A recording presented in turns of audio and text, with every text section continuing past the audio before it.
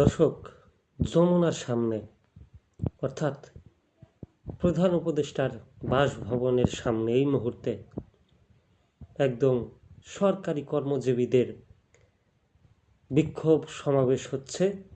আহত হয়ে অনেকে দেখলাম গুলি খেয়ে পড়ে আছে, ককটেল নিক্ষেপ হচ্ছে, পুলিশের সাথে ধাওয়া পাল্টা দেওয়া হচ্ছে, গরম পানি নিক্ষেপ হচ্ছে নবম পে স্কেলের দাবি আসলে প্রধান উপদেষ্টা আসেনি আর অল্প কিছুদিন, তারপরই তো তার কাছে আর দাবি করা যাবে না।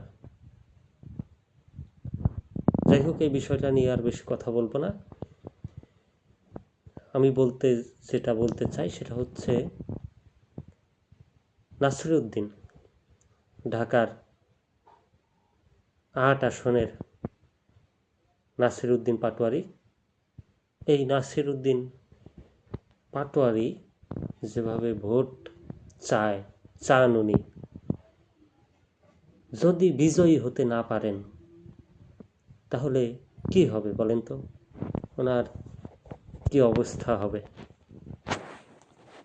উনি যদি নাসিরউদ্দিন পাটোয়ারির আসনে মির্জা আব্বাস সাহেব বিজয়ী হয়, তাহলে বিজয়ী হলে সেই জায়গায় একজন বিজয়ী সংসদ সদস্যকে তো এখন যেভাবে উনি সরাসরি হিট করছেন, যেভাবে বলছেন, পরে কিন্তু এভাবে আর বলা যাবে কি না যাবে?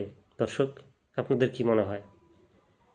একজন জনগণের ভোটে যখন একজন এমপি হবে, তাকে তো এইভাবে আর তখন সরাসরি হিট বা আক্রমণ আমার দৃষ্টিকোণ থেকে নাও করা যেতে পারে, বা করা যাবে না বললেই চলে। তাহলে তাকে তো মানুষ ভোটই দিত না যদি তিনি এতই খারাপ হতো, কি বলেন?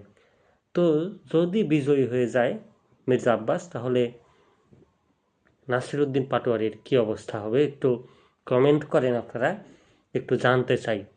আসলে উনি যেভাবে আক্রমণ করছেন এবং বিপরীতে কিন্তু যে ধৈর্যশীলের পরিচয় দিচ্ছেন মির্জা আব্বাস, তাতে আপনাদের কি মনে হয় ঢাকা ৮-এ কে বিজয়ী হবে, নাসিরউদ্দিন পাটোয়ারি নাকি মির্জা আব্বাস?